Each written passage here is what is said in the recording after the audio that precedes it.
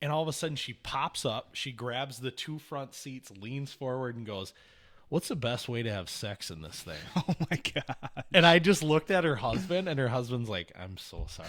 What's up, gang? I'm Chase. And I'm Luke. And we are Crooked Stix. Stix. Welcome back. This is episode what? Number 9. Number 9. I'm going to apologize for episode 8 because I feel like I haven't had caffeine in like 3 weeks. So I was a little sluggish in the last episode. I watched it back, and there was a moment where you were talking for like a solid 2 minutes, and I was like this. I was just zoned out, and I was going, right.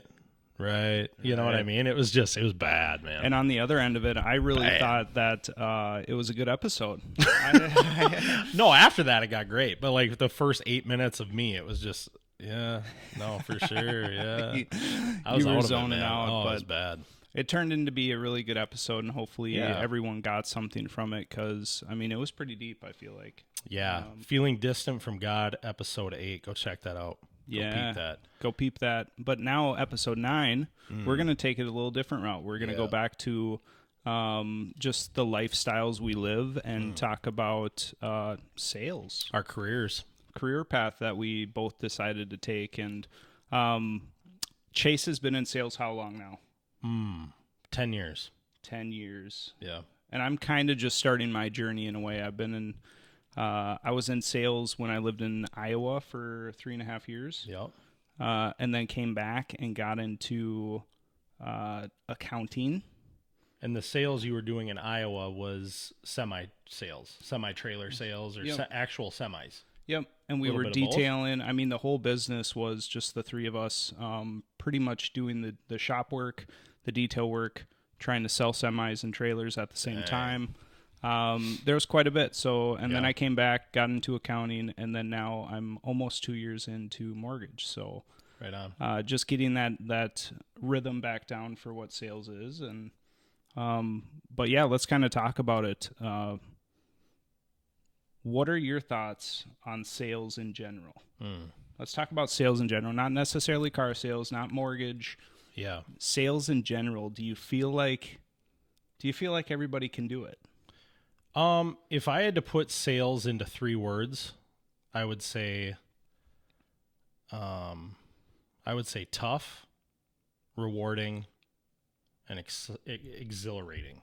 Those are my 3 words I would use, at least for me. Now, for those of you who don't know, I'm in automotive sales. So I sell cars, I lease cars, new and used. I work for a Chrysler, Dodge, Jeep, Ram store. We're a bigger store in western Wisconsin, and we're putting out, in an average month, we're putting out probably 120, 130 units in a month. So between new and used. So decent number of cars going out per month. We got 5 guys on our team as far as sales go. And it's fun, man. But no, I say that because it's tough, the grind. Yeah. Right? And most people get into sales and they're like, man, this is going to be awesome. I can't wait. This is blah, blah, blah. And then their first couple months go by and it hits them like, man, I ain't making money. I thought this was going to be awesome, but it's a grind, right. Especially when you're coming into an industry where you have veterans that have a clientele built up. They have those people coming back every day, whether it's to drink coffee or eat popcorn, whatever. Like they got this portfolio, right? Yep. And so you're coming in as a green pea and trying to get your feet wet, and it can be tough. It's a grind. And so I definitely noticed that right out of the first year or so of me doing it. I say rewarding because you do meet some incredible people in sales, the relationships you build, if that's your goal, is to create a clientele and to create those relationships. That's a huge part of it. And it's super rewarding. The people I've met, the conversations I've had, just the friendships along the way, and exhilarating because honestly, there's nothing career-wise, I think, that gives you, maybe whatever, if you skydive and you're like you're jumping out of planes with people, whatever, but selling something and closing a deal, feel awesome. There's nothing like you're on a cloud when that happens. You know what I mean? And it's just like you're so excited for not only the customer, but you're excited for your team. You're excited for yourself. You're just excited to have succeeded in that. I found success in just being who I am. Yeah, being myself. People appreciate that. So when I started in the automotive industry, I knew nothing about cars, and I still to this day will joke to people that I have no idea what I'm talking. Like when I'm talking to customers and they start firing off like, oh yeah, the exhaust manifold, blah blah blah. I'm like, yeah, man, sweet. You know more about that than I do. Like, I ain't gonna sugarcoat it. I don't know that answer. I don't know what you're talking about. I just know it started when I pulled it up for you to drive. You know what I mean? Like, that's all I know on that side of it. But people also appreciate that. They appreciate honesty. If they're gonna ask me a question, I've heard this so many times from customers. They hate when people make up an answer. Don't make up an answer. If you don't know, say you don't know. Right. Hey, I have no idea, but I'm going to get you the answer. I'm going to talk to the person that does. You know what I mean? And so being myself, admitting when I don't know, admitting when I'm, the other thing was I came into the industry and I didn't start selling at first. I started doing marketing is what I was doing. So I was actually working on website design. I was helping our marketing manager with inventory stuff, with pictures, with this and that, and Facebooks and social media, whatever. And one day I walked into a Chipotle, okay, in Stillwater. I was just told that I'm going to start selling cars now. Walked into a Chipotle, and they had this glass bowl with a sign on it that basically said, throw in your business card. We're doing a drawing for a free meal. And I'm like, oh, sweet. So I look in the bowl, I grab out my business card, and I go to throw it in the bowl, and I'm looking in the bowl, and it's all generic business cards. Like nothing that stood out at all. Right. And I go, okay, so how many guys in the automotive industry are handing out their business cards, and the customer just is like, oh, that's nothing special, and tosses it in the glove box or, whatever. Like they just ignore it kind of. I'm like, man, I want something that stands out. So I went home and I designed this business card. I have a cartoon of my face on it. I created a slogan for myself that I've had for the last 10 years, cut to the chase. And didn't you at one point have that on your truck too? Yeah, I had graphics all over my truck on the back window with my big bobblehead on the back. Like you should do all that my again, social dude. meI should, dude. I trade trucks so often though. That's the problem. Yeah. But it's like I had all this Living stuff, that high life. yeah, right. I'm like, I have all this stuff, and people love it. Like people, they feed off that when they come in. Every person I hand my business card to, they laugh. They think it's funny. They're like, no way. I got a bobblehead of myself in my office. I'm huge into customer photos, taking pictures of their customers and throwing them up online. And not that other people don't do that, but again, I think it's separating yourself and creating something that an experience or a slogan or whatever it is that'll stick. Yeah, it's a personal touch. So creating a personal touch, standing out from the crowd, being myself, and just caring about people. Yeah.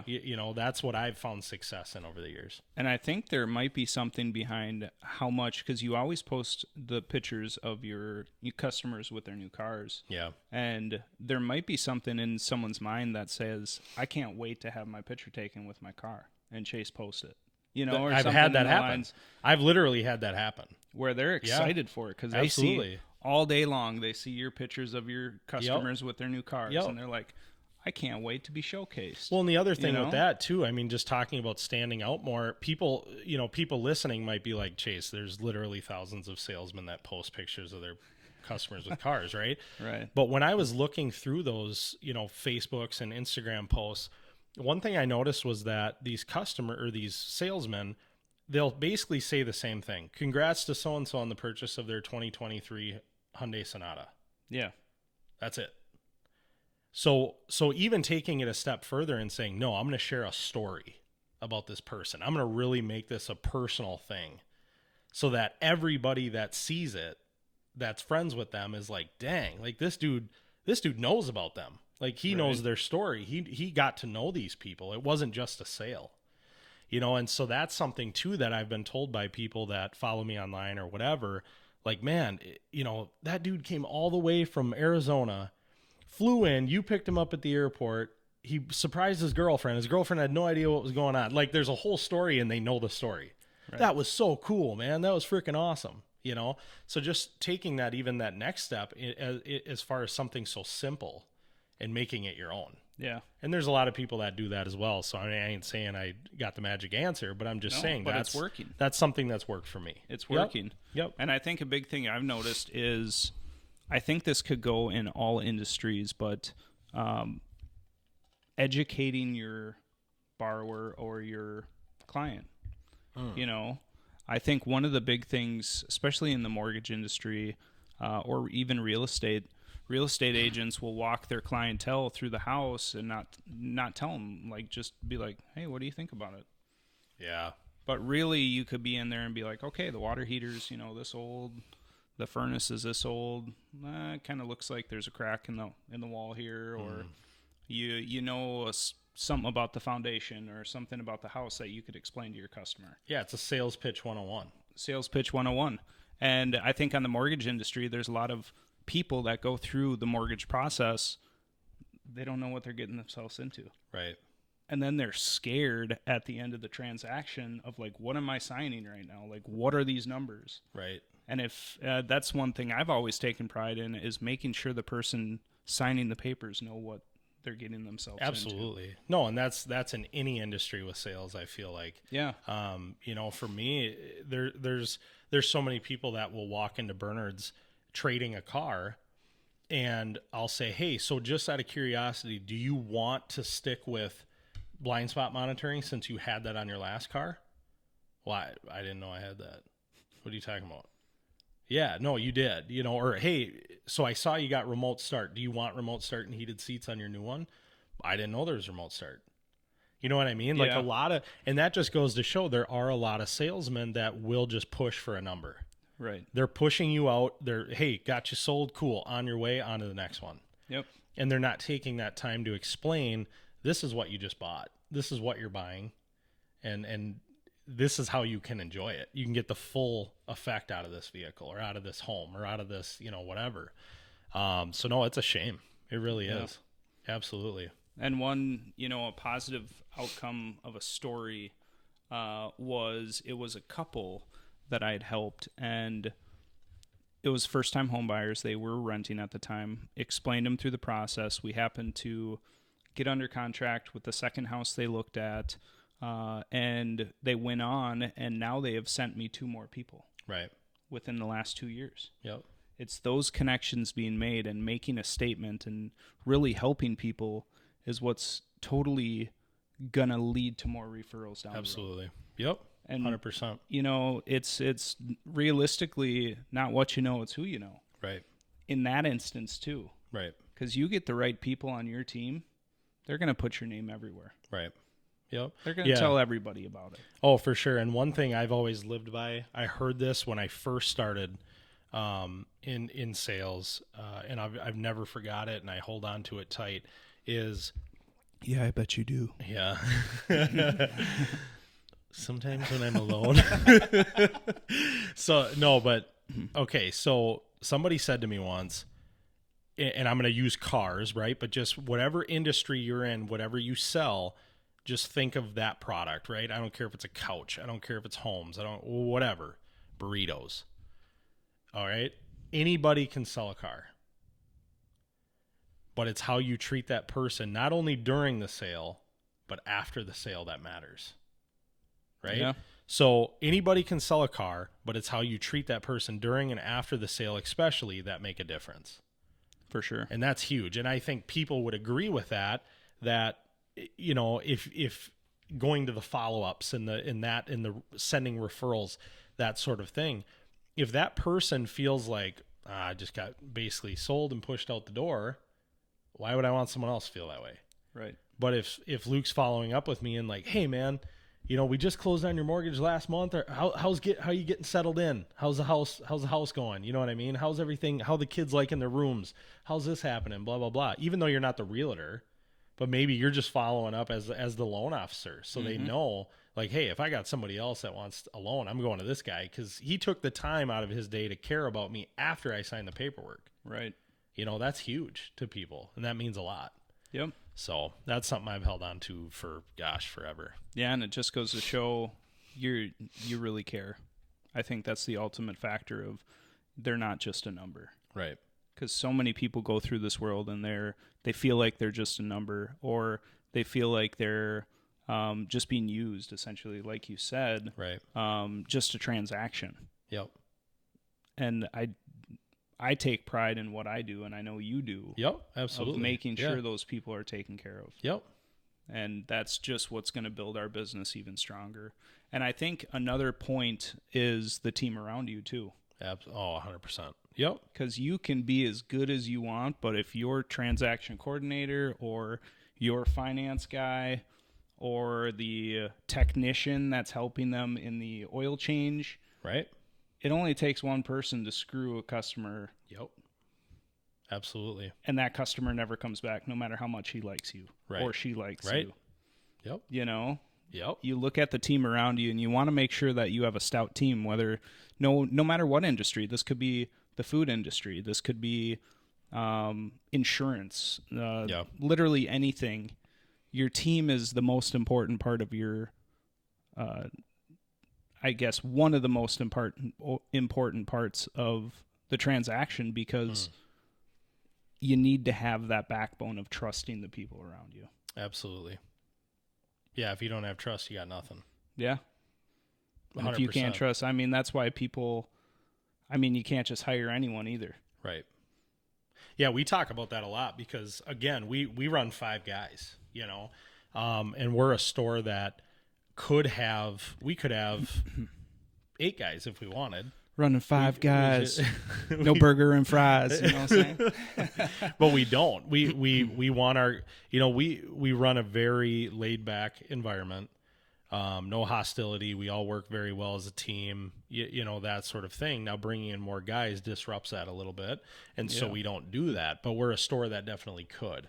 And so, you know, I just totally lost our topic of what we were talking about, dude. What were we just talking about? Your team around you? Yeah, dude. Talking about 5 guys? No, dude. Oh, yeah. My mind got stuck on 5 guys. No, so we were talking about like bringing somebody in. You said like making sure like people that fit your team. Hiring, right? And so that's what we've been talking about lately is, you know, we got some guys that are getting older and they're approaching retirement. And so Bernard's, you know, we've been there 91 years. And we have a reputation that we really uphold. We do everything we can to uphold that reputation. And you know, we've been this family owned and operated business that's been there so long, and people depend on us, and we know that, you know. And so bringing somebody in is super hard, and we've been talking about this a lot lately, because you want somebody with the same goals and mindset that we all have. Yep. And a lot of people that we've had come in or that we've, you know, interviewed, they have very much like a metro mentality, and we're not that. And when I say metro mentality, for people that don't know what I'm talking about, I'm talking a metro dealership. I'm talking the ones you avoid because you don't want that sales experience. They're just hawks. You know, you're out on the lot and you got 4 guys walking towards you at full sprint to try to sell you a car, you know. That is not us. And so when I say metro, I'm talking the guys that act like that. They come in and it's kind of me. I'm so good. This is my numbers. This is what I do. It's not team oriented. And that's how we are. Every single one of our guys is, what can I do today that's going to help my team? You know, it's a team focused effort, you know, and a collective effort to make sure we are representing Bernard's well, not just ourselves. For sure. And so that's been really hard, and you know, it's just tough, man. So trying to find somebody that fits that mold, that can be a challenge, 100%. I believe it. And it's only going to get harder, especially as the surrounding area that we have is going to grow.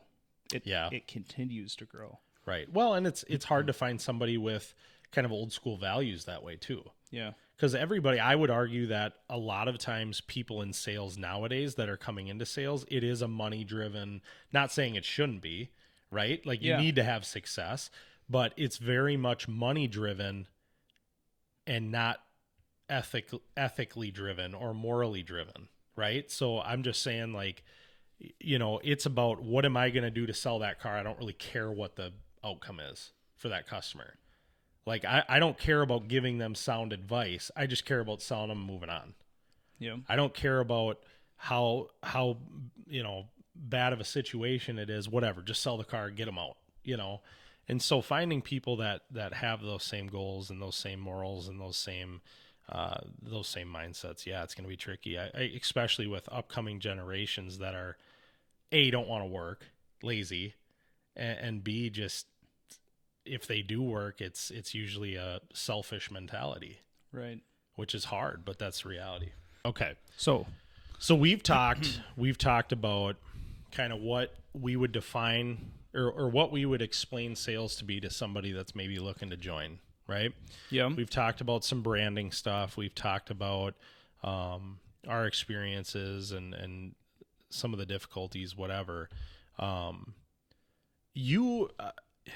What I think is cool about what you do is it's the networking side of it, because I don't really get that. Like I do, but I don't, you know what I'm saying? And so as a mortgage loan officer, you do have a little more downtime where you can step out and do certain things and network and whatever, right? Yeah. Is kind of the extent of it. Well, especially in a market that we're in, for sure. I mean, you have plenty. Don't get me wrong. There's stuff to do at work. Right. But networking is one of the biggest things to build that book of business quick. Yeah. If you sit in your office, whether you're a car salesman, whether you're insurance agent, whether you're in the mortgage, whether you're a real estate agent, if you're just sitting in the office waiting for someone to walk in the door, right, it's going to be a long day. Got to keep filling that funnel. It's going to be a long week. Keep filling that funnel, son. It's going to be a long year. Yep. It's going to be a long life. Right. I mean, it's one of those things where getting out to know people, they always say a big thing is your net worth is your network. Right. Yeah. Once again, it's who you know, not what you know.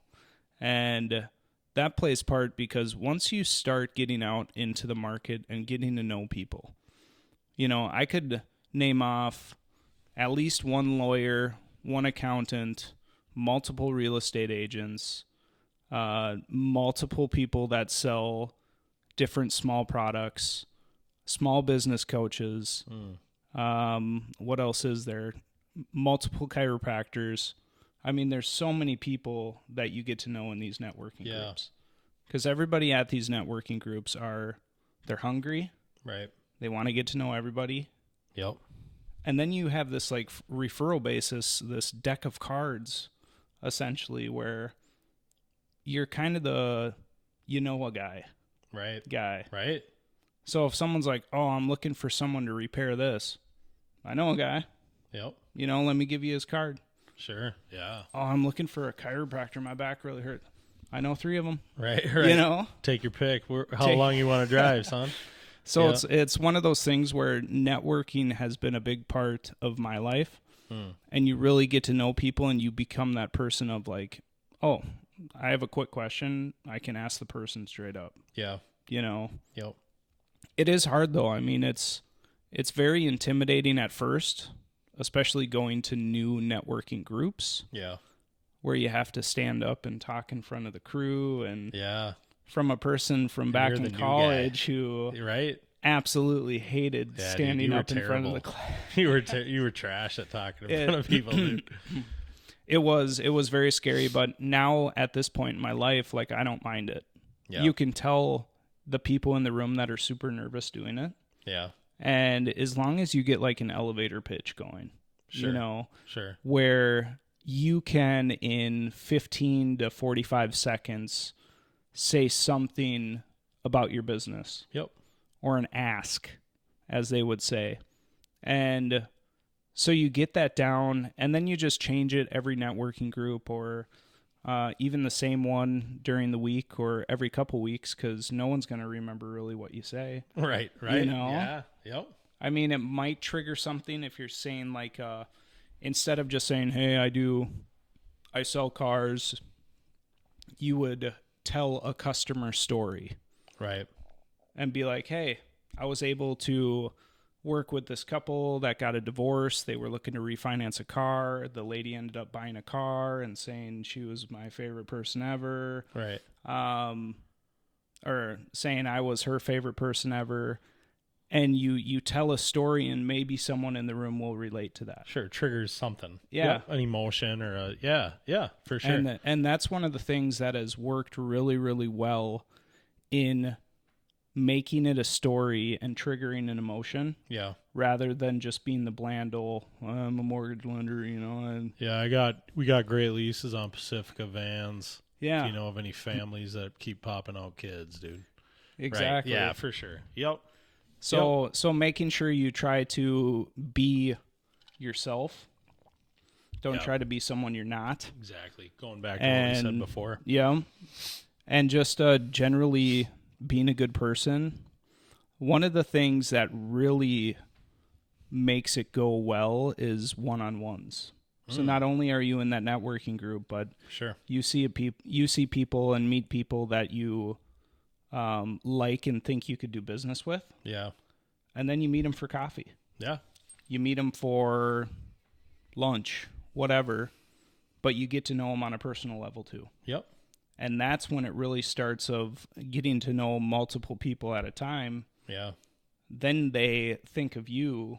Right. When it comes to mortgage. Well, and you have that friendship, right? Yeah. And so you're building a friendship, and what do friends want to do? They want to help each other. Exactly. You know what I'm saying? Like, very appreciative of all my friends, including you, that, you could go buy a car somewhere else, but you choose me because I'm your friend. You want to help me. You know I'm providing for a family. You know that I'm supporting the business, that we've been in business, that we're plugging away with. But no, friends want to help support friends. Yep. 100%. And so creating those relationships is huge. I get a little jealous sometimes because you're out golfing and I'm stuck in an office, but whatever, dude, it is what it is. We can't all have fun like that. But no, I just find it super, super fun. I did at one point get invited to that like chamber breakfast thing that they do. Oh yeah. And I think at the time it was in Richmond, and gosh, this would have been like 8 years ago. But I went there and I was super new to it, and I got roped into it. I took the place of somebody that wasn't there, or couldn't be there. The fill-in. And so I come in and they just basically said like, just say something, on behalf of Bernard's, maybe that somebody can pass on, info they can pass on to someone else. And I'm like, yeah, whatever. So I went in and I was like, hey, I'm Chase with Bernard's. And I'm like the awkward guy standing up and everyone's just staring at me, And I'm like, we got this really cool, like Kia Forte, lower miles or whatever. And so like, if you got a college kid or good price and stuff. So anyways, yeah, that's me. And I sat back down. Like it was the most awkward, like 45 seconds of my life. But, again, you're not used to speaking in front of people. I'm fresh into it. Like, I don't even know what I'm talking about. Right. And it was funny. So when you talk about standing in front of people and that sort of thing, I definitely feel that that's fun. Yeah. And you would be, you would fit in the crowd with an answer like that though. Sure. Not everybody. Well, and now it'd be different. 10 years later, fast forward, I'd have a different pitch. Yeah. It'd be very different. Maybe you talk more about financing rates and this and that and what we're seeing in the market and how it's affecting production or how it's affecting time of vehicles showing up, whatever. It'd be different. It'd be different now, but it was frightening. I felt like you back in college, standing in front of a class, giving a speech, dude. It was brutal. It was so bad. It was really bad. I didn't prepare very well. But yeah, now we're rocking and rolling. But you would be surprised at how many people that is their elevator pitch of like, my name's Luke. I really don't know what to say, but I do this. Yeah. Happy to be here. Thanks. They're there for the coffee and donuts. They're just there for the social interaction. Yeah. And it's just like, all right, I don't even know what you do. I mean, it's so Luke, all right. Yeah. Cool. You like coffee. Good. All right. And then as soon as you leave, you're like, what was that guy's name? Like, what? Yeah. Did you hear that guy? Yeah, for sure. So no, that's awesome.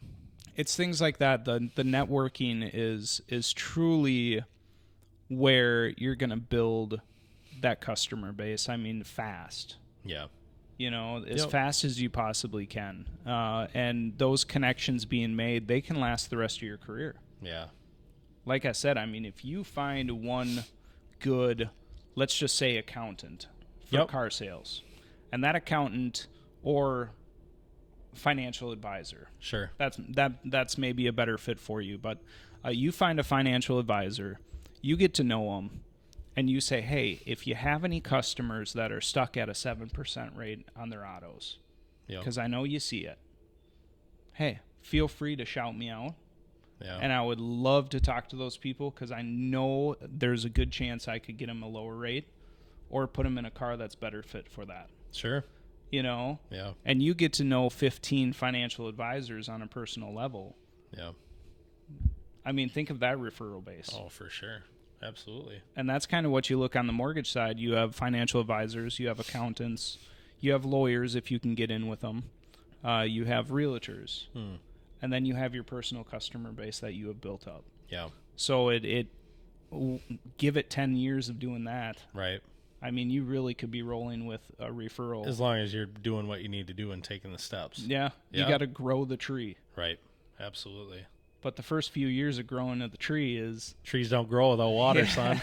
Yep. It's a lot of grinding. It's a lot of continuing to be consistent with what you do.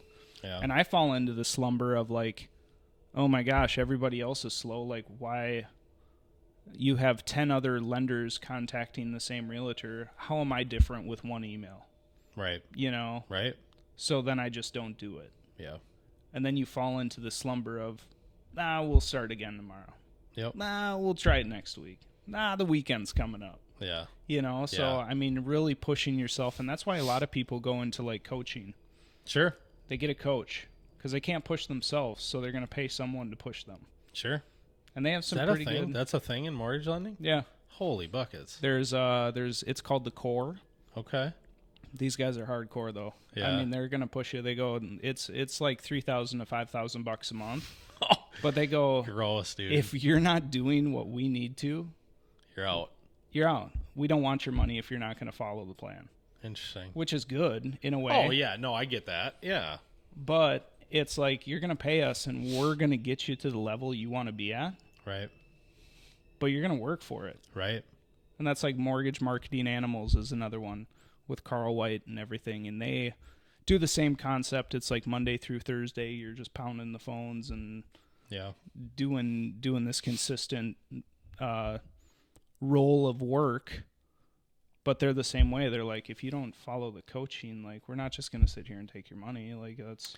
Right. And the coaching side of it, the whole point of that is to help you achieve your goals that you've set. So going on to that subject, okay, so talking goals, do you personally set goals for yourself or does your company more so set goals that you try to abide by or hit?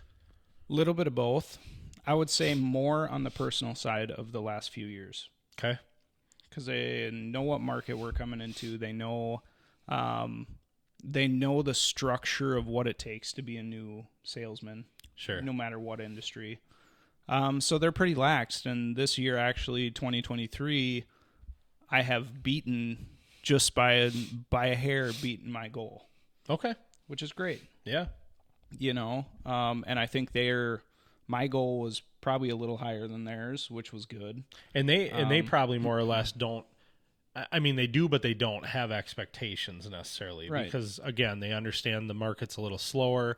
They know you're newer. You're still getting your feet wet. Yes. Blah blah blah. So they're not necessarily setting. They're more monitoring and seeing where you're at. Yeah, is kind of what it comes down to. They're looking at it as there's a sheet that comes out every week and it shows what loans are closed throughout the week. And so I've had management comment on like, hey, we're seeing you're doing deals, like, good job. Yeah. You're a rock Cool. star, you know, just continue what you're doing. And they see me out with the chamber and all these networking events. And so they're seeing the progression of what most people in that chair might not do. Right. So even if I wasn't closing any loans, they're seeing me trying. Yeah. They know you're putting the work in. And that Yep. maybe it's just not connecting yet, but that work eventually you take shots, you're going to drain some buckets. Yeah. Like, it just is what it is. Oh, you're exactly. going to drain some shots, and that's what it, keep filling the funnel, the funnel as much as you can. And, I always say throwing stuff at the wall, see if it sticks. Exactly. And a lot of times salesmen, especially in the automotive industry, when you're busy, you can work a car deal pretty quick. And so a lot of veteran salesmen, you will see them they'll kind of qualify the customer ahead of time, which you're supposed to do anyways, right? But they base how they're going to work that deal off of how they're qualifying the customer. So it's like, yeah, so what's the story? What brings you in today? Well, I've never really done this before. I don't have the best credit, and I'm looking for a car under 15 grand, and, I don't have any money down. Been at my job for a month. They start listing all this stuff, and pretty soon that salesman is like, we don't really have anything that meets that, or they're just going to the, quite frankly, they're going right into, let's just do a credit app and see if we can even get you done before we look for a car, which, again, I get that you're saving time, you're saving whatever. But what I'm more so saying is you can become lazy with it. Yeah. And just try to take the low hanging fruit because it's busy, and let the others kind of sift through the cracks. Well, and it makes me think of, so there's that one salesman coach, and he has to do with car sales. I sent you that Jack, dude. Yeah, dude. I don't like that. And then there's another video of a salesman like mocking him. Yeah. I don't know what his name is, but it reminds me of the video that he goes up to a customer, and the customer kind of the same thing, like, I don't have good credit, like, I'm looking for this kind of car. And he's like, oh, well, let me show you to my buddy Charles. Charles will help you out. I gotta go this way. Yeah. And Charles ends up selling him a $70,000 truck. When really, and so the salesman comes back to Charles and was like, hey, I kind of gave you that deal. Like, maybe we split it. Maybe we go halvesies because I touched it. Yeah, exactly. Yeah. And Charles is like, nah, dog, that was all me, And that's what's so, that's so funny, because I've seen that. And you've probably seen that too. But you've seen it where people come in, and you cannot judge in sales. You cannot judge a book by its cover. Right. Hands down, you cannot. And I learned that real quick. But I've had guys come in just full of dirt, overalls, they stink, and they look rough. And they sit down and they're like, what do you got for diesels? My last diesel was a 1999. And you're like, oh gosh, here we go. This guy just wants to sip coffee and talk all day, And pretty soon they're driving a $85,000 truck, and they come back from their test drive, and they drop their checkbook and go, all right, what do I owe you? Yeah. And you're like, oh, okay, well, let me, I wasn't prepared for this. Let me, I'll be right back. It's just like, it's crazy. But then I've also seen the people that come in acting like they're high rollers, and they can't afford that. They don't got a pot. They ain't got a pot to piss in. Yeah. And so it's both ends of the spectrum. But again, you can't, it's super important not to judge a book by its cover. And I learned that real quick. Yeah. Very quick. So. And that's the kind of same on my side, where the small loans aren't worth it anymore. Like if something comes up and it's like a little land loan for, I don't know, now 20, 30 grand. Yeah. Some people are like, don't want to even mess with it. And I'm like, I'll take them all. Hey man, take them all, big and small. Yeah. Yep, so absolutely. It's kind of one of those situations where, as you get older, and as you age in the industry, you might be more choosy on your deals. Yeah. I've put in the work. I don't need that stuff. I ain't got time for that. My time's more valuable, than that. And then sometimes it just comes to bite you in the butt because maybe that person buying land is going to build a house. Well, and it's a relationship. Regardless of what they're spending, it's a relationship. And that's why I think it's important no matter what you're selling. You could be selling a $17,000 sectional as a furniture salesman, or you could be selling a $200 sofa or a recliner. It doesn't matter what you're selling. You still treat those customers the same. Yep. You treat them equally. You treat them with the utmost respect. You roll out the red carpet for those people, regardless of what they're spending. They're still a customer. That's still a relationship, and that's still a referral. Maybe in the future, that could happen. Oh, for sure. So going back to the question about goals, how about on your end? I mean, do you set your goals? Do you does the car dealership set goals?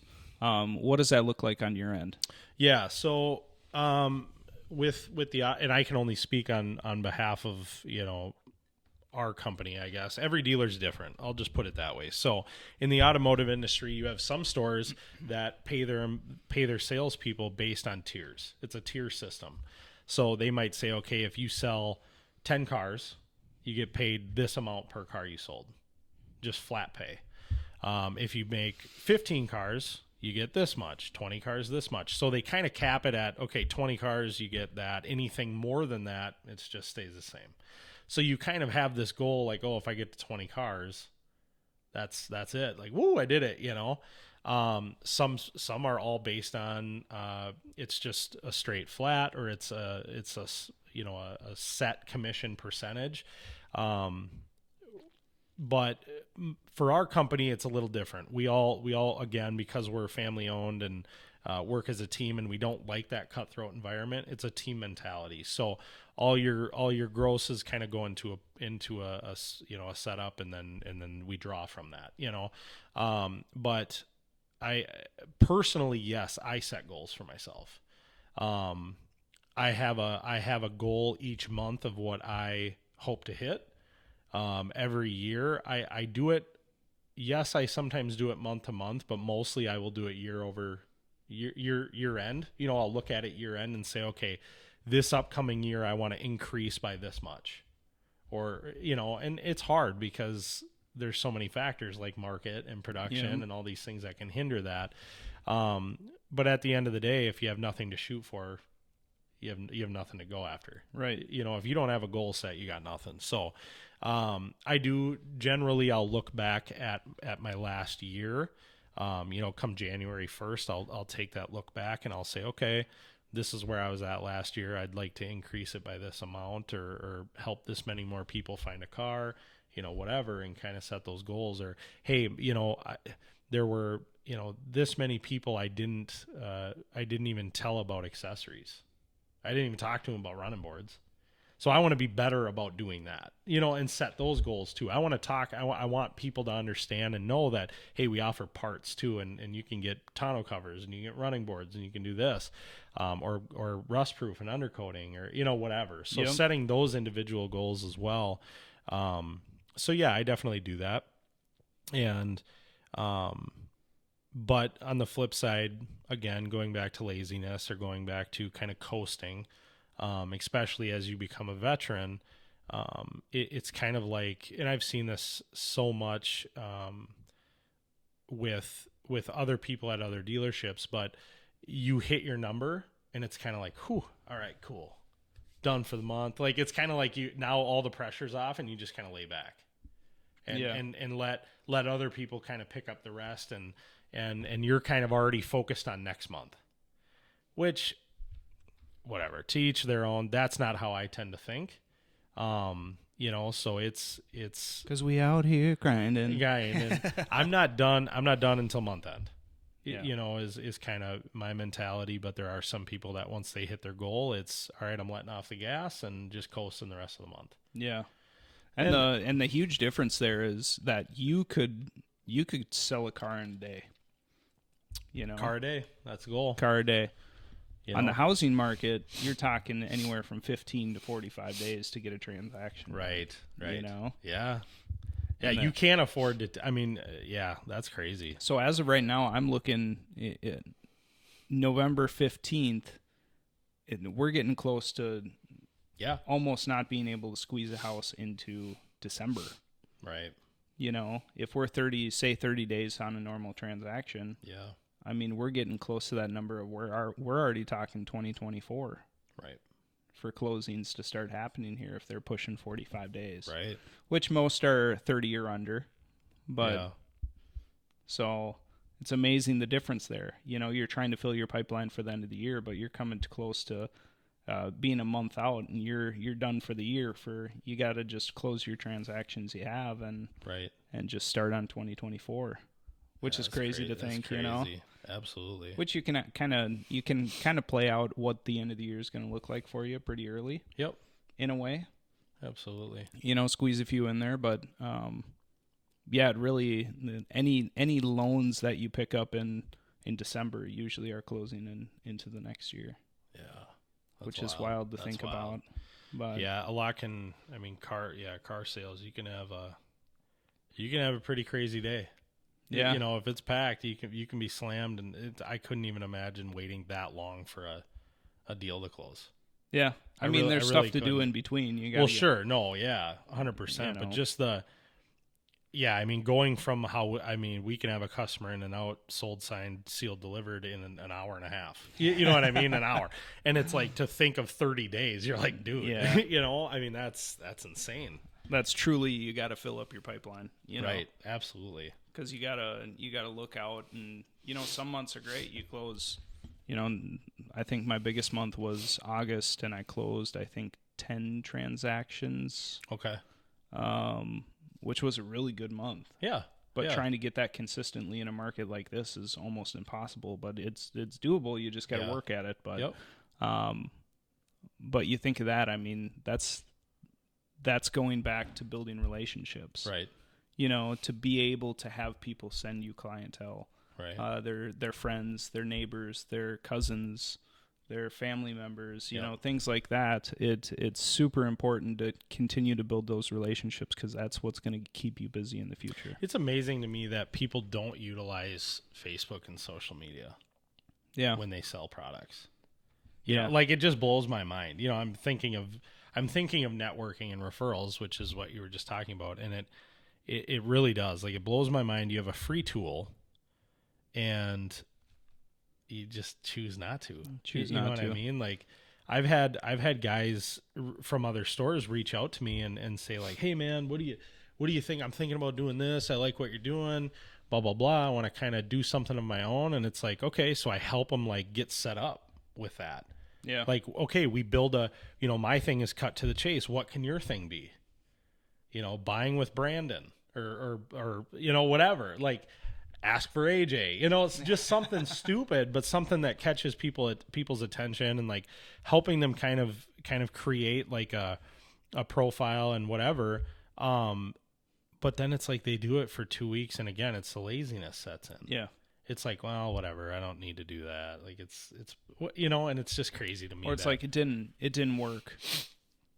2 weeks in, it didn't work. Right. Well, that's not how it works, unfortunately. You know, and again, most people don't take it the next step of diving deeper into the algorithms that Facebook and social media use. You know, it's like you're talking about a tool where, you add that person on Facebook. Every one of my customers I add on Facebook. So I have them. Now they can contact me whenever. Even if they lost my card, they can say, "Hey, dude, it's me, you know, blah, blah, blah, blah. I bought that car from you. Yeah, this is going on, whatever." And they're seeing the photos. And they're seeing the posts, and they're staying in touch with me that way. Yep. But I add every single one of them on Facebook and Instagram. If I post their picture, which I would, but if I do their shout out and their story, I tag them in it. You know, just a simple tag. Now their whole friend group can see it. Their family can see it. Their close friends can see it. You're gaining likes. You're gaining views. You're gaining all that off of that. I mean, it's really simple. It really is. Like, when I do that, it takes 5-10 minutes out of my day to sit down and just create content that you can share and again, make that person feel good, because that's a goal, but also grow your business. Yep. And it just blows my mind. I don't get it. There's some people that do it awesome. They go super deep into it. I don't go that deep into it. I just throw up the generic whatever, and I make some reels every once in a while of cool trucks or, whatever. Yep. But again, my goal is not to go viral. My goal is more doing it in the sense to just grow my clientele and keep us all under the umbrella. They're under my umbrella of, hey, I know I got Chase on Facebook. I'm going to shoot him a note. Yep. And that's, I leave my Facebook up every single day at work, and that's how people communicate with me. I rarely have a customer text me. It's all Facebook. So I think if that's, just word of advice if somebody's starting out, I think that's a good way to do that, and just kind of keep your follow-ups and everything together, and do it that way. So, and going back to what you had just talked about on kind of building your business or, pretty much building your business. And a lot of the times I watch videos on like stand-up comedy. Yeah.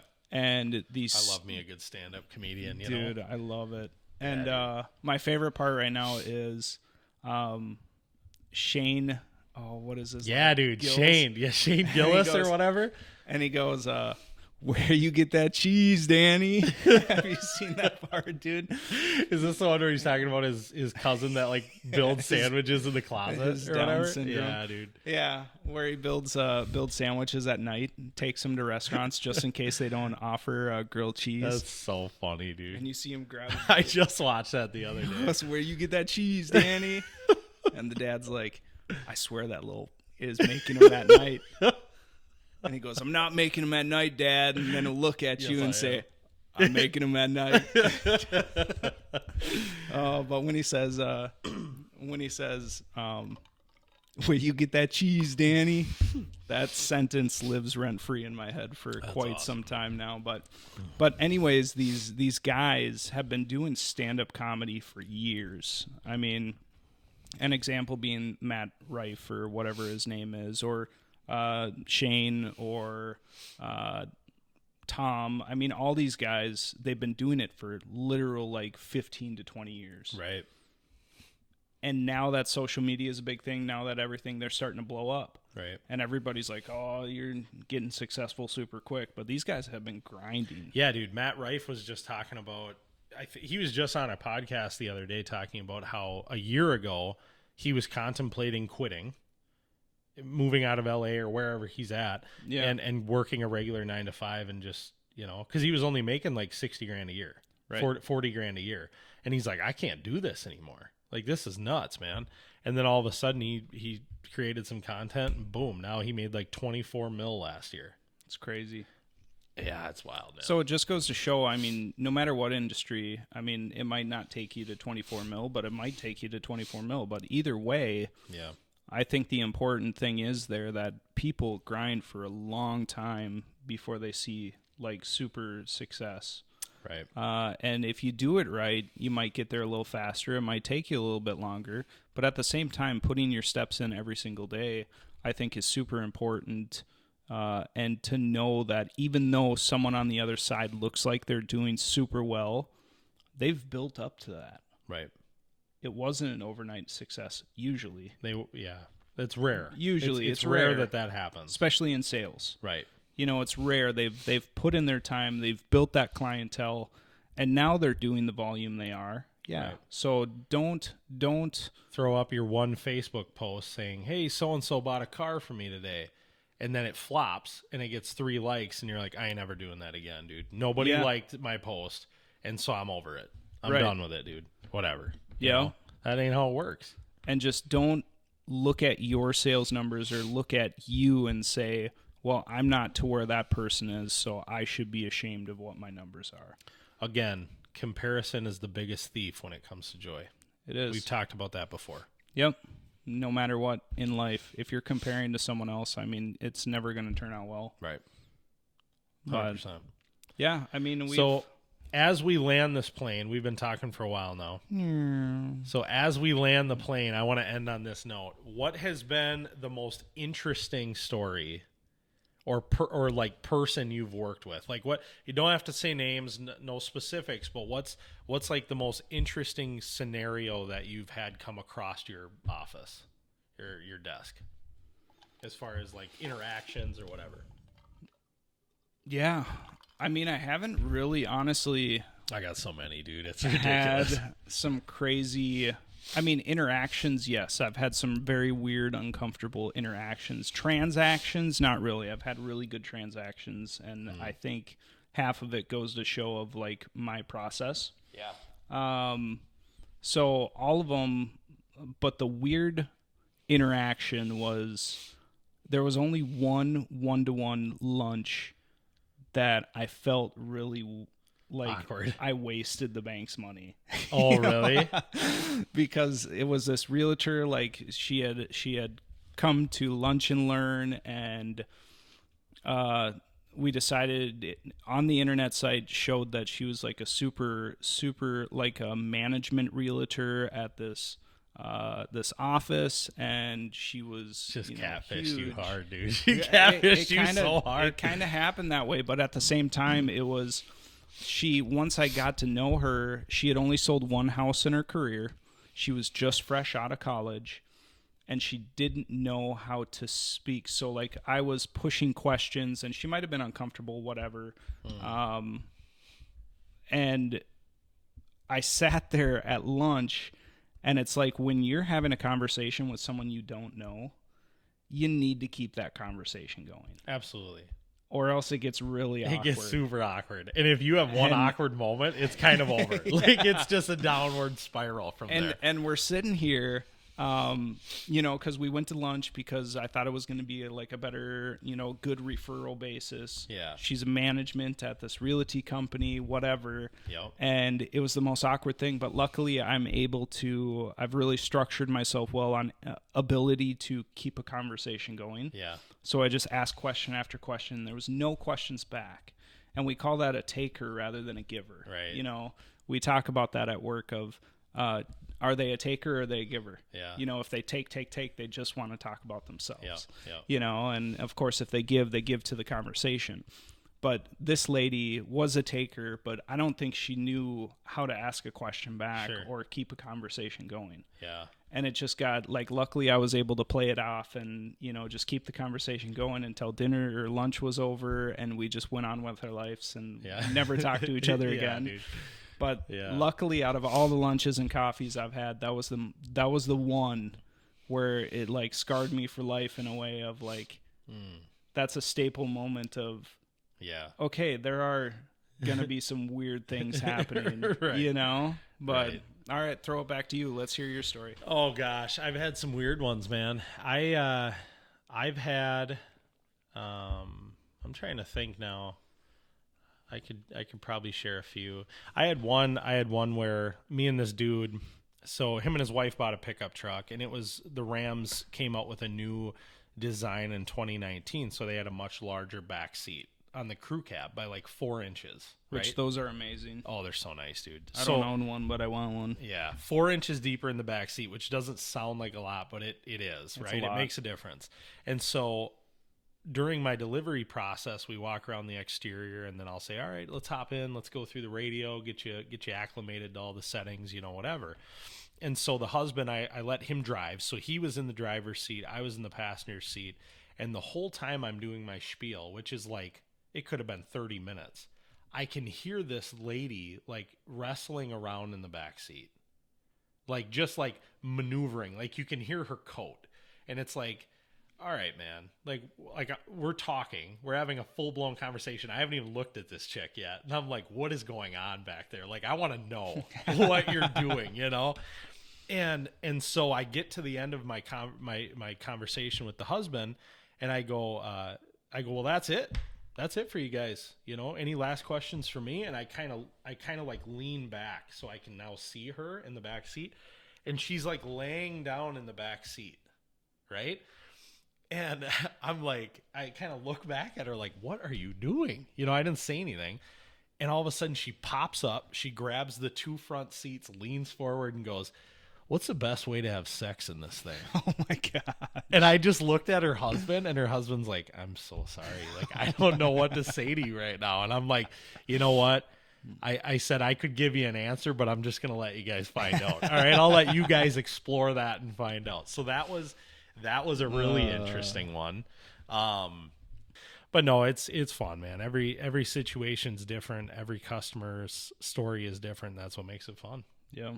That's awesome. That's the funnest part of my job for sure. Well, good. I mean, to wrap it up, I didn't say this in the beginning, and I have in every episode, but wherever you guys are listening, we do appreciate the support. If you would subscribe, follow along, hit that bell. Hit that bell, son. And we hope we had a good conversation today for everybody to listen. And if you're wanting to get into sales, just feel free to reach out, and we'd love to chat with you about what that looks like. You know, what that is. Expect. Or if you have your own business or anything, if you have any questions on how we approach our sales, it might work in your business. You know, it might be a fit for, you know, trying to get yourself out there. So, I mean, any last notes? No, I guess I'll just end it with this. So this is episode 9, episode 10 next week. We are going to take a break after episode 10 is what it sounds like. We kind of talked about that today. And so that's, I think, how we'll do it is we'll kind of have seasons, right? So season 1 is going to be 10 episodes long. We'll take a break, maybe take a few weeks or a month off and kind of regroup and talk about some different topics we want to touch on, create an agenda. Maybe we make a plan to bring some people on to interview, you know, on the next season, whatever, now that you know about us and kind of what we've been doing and what our life looks like. But yeah, just kind of regroup, refocus a little bit, set up a plan for season 2, and then come back with some new stuff for you. For sure. And you still will catch us on social media. It just won't be the episode full form, episodes, the podcast form. So yeah, that's it, man. So we're tapping out. Hope you guys are enjoying. Hope you guys are rocking with us. We appreciate everything. See ya. Crooked Stix out.